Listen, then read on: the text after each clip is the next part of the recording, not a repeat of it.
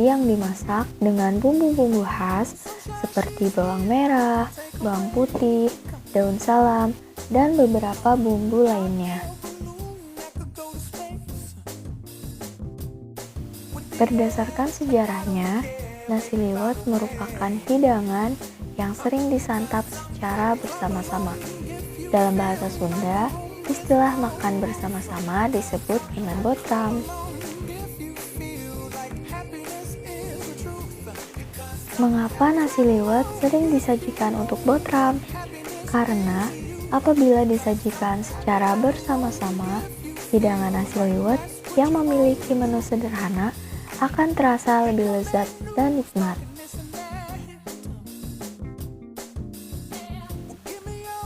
Penyajian nasi liwet juga terbilang unik, yaitu disajikan di hamparan daun pisang. Gaya makan lesehan sambil berkumpul dan makan nasi liwet sedang menjadi tren sejak 1 tahun terakhir ini.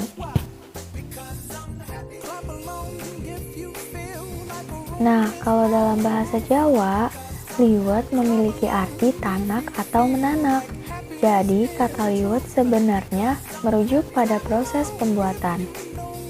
Jadi, kalau namanya nasi liwet, artinya nasi yang mengalami proses liwet, yaitu teknik memasak nasi dengan cara mencampur beras dan air.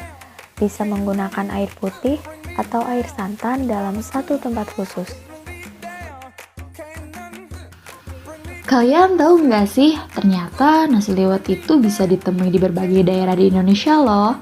Seperti di Pulau Sumatera, Jawa, banyak daerah yang mengolah nasi dengan cara liwet, seperti nasi lemak di Sumatera, nasi uduk di Jakarta, nasi uduk di Jawa Tengah, dan di Jawa Timur.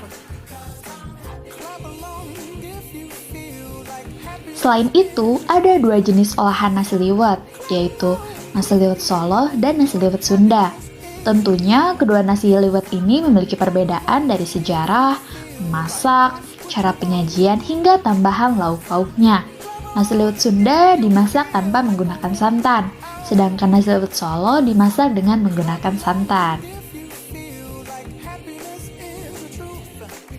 Nah, tips untuk makan enak sekaligus mendapat gizi seimbang dari nasi liwet yaitu lauk pauk utama berupa sumber protein, diantaranya ayam goreng, ikan kembung goreng, ikan pedang merah, ikan asin jambal roti, tumis cumi, sate ayam, dan sambal goreng api.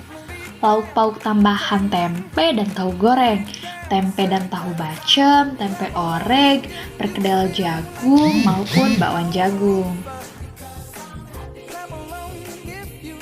Teman-teman tahu nggak sih cara buat nasi liwet tuh gampang banget. Yang pertama, iris tipis bawang merah dan cabai merah, tumis hingga harum dan layu, masukkan daun salam dan serai, tumis lagi sampai merata dan sisihkan.